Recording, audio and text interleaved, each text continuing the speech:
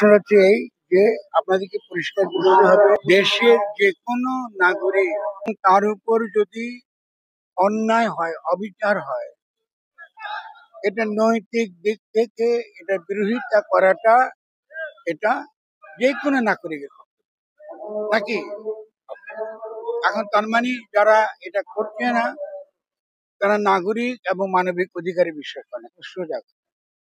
2 নম্বর হলো জুলাই গণ অভ্যুত্থান ঘটে যাবার পরে আমি মনে করি কোন নাগরিককে রাষ্ট্রদ্রোহিতার অপরাধে গ্রেফতার করা উচিত নয়, যদি তার বিরুদ্ধে সুনির্দিষ্ট কোনো ক্রিমিনাল চার্জ থাকে, ফৌজদারি কোনো অপরাধ থাকে।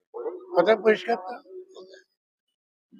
ফৌজদারি অপরাধ যদি থাকে আপনি অবশ্যই তাকে গ্রেফতার করতে পারেন, আইনি প্রক্রিয়া নিতে পারেন।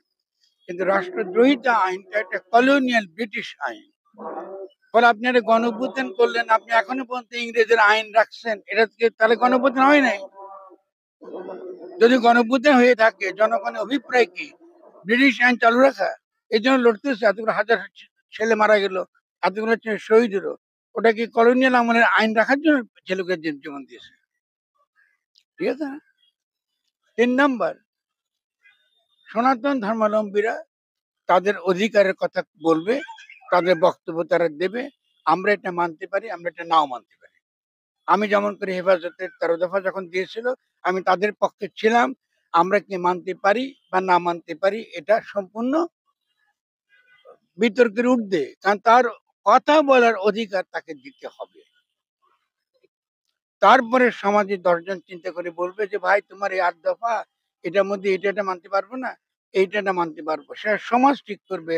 এমনকি রাষ্ট্র কিছু কিছু ক্ষেত্রে ঠিক করতে পারে, রাজনৈতিক আলোচনা হবে। কিন্তু তার কথা বলে বলে আপনি বলবেন যে এই লোকটা ভারতের এজেন্ট, এই লোকটা RSS এর এজেন্ট, এই লোকটা বিজেপির এজেন্ট, এগুলো তো আমরা এর আগেও দেখছি। এর আগে যখন একটা টুপি পরা ছেলে, লুঙ্গি পরা ছেলে দেখতেও তাকে বলতে এটা সন্ত্রাসী, এটা জঙ্গি, বলতো না? বলতো কিনা বলেন? তো যারা এখানে দেখেছে এটা, এর আগে যারা এটাকে ফেস করেছে এই ধরনের অত্যাচারগুলো, সেই মুসলমানরা তারা কেন আজকে চিন্ময় অধিকারের পক্ষে দাঁড়াচ্ছে না? একই অধিকারের পক্ষে তো আমি ওদের পক্ষে দাঁড়াচ্ছি না।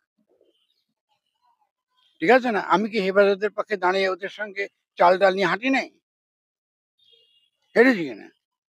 তাহলে আপনার যে প্রশ্নটার ভুলটা হলো এই, প্রশ্নটা হলো আমি আমার নিজের বিবেকের জায়গায় দাঁড়িয়ে, যেহেতু আমি আমার রসুলের উম্মত, তিনি জালিমের বিরুদ্ধে সবসময় মজলুমের পক্ষে, এটাকে বলি ইসলাম। আর যারা আজকে সে মজলুমের পক্ষে দাঁড়ায় না, এরা ইসলাম থেকে খারিজ হয়ে গেছে, এদেরকে আমি আমার রসুলের উম্মত বলে মনে করি না, কারণ তারা জালিমের পক্ষে অবলম্বন করছে।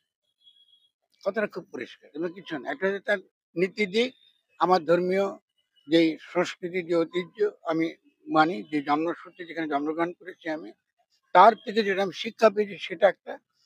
2 নম্বর হলো নাগরিক এবং মানবিক অধিকারের জায়গায় শক্তভাবে লড়াই করে আপনি এখানে সদস্য করেন।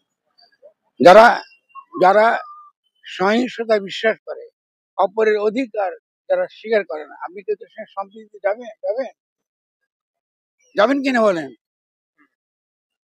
আমি সম্প্রীতিতে বুঝি কম। আমি বুঝি যে কিছু কিছু আধুনিক রাষ্ট্র করতে হলে কিছু অধিকার আপনাকে মানতে হবে, এবং সম্প্রীতি এটা হচ্ছে নৈতিক একটা আদর্শ। ঠিক আছে, আমি একটা ধর্ম হইতে পারে বা একটা ধর্ম হইতে পারে, আপনার আকীদা আলাদা, আমার আকীদা আলাদা, কিন্তু আমরা একটা সমাজে বসবাস করি, তাতে একসঙ্গে বসবাস করতে হলে কিছু নীতি তো আমাকে মানতেই হবে, মানতে হবে না? পরে এটাকে যদি আপনি সম্প্রীতি বলেন, আমি তার পক্ষে অবশ্যই।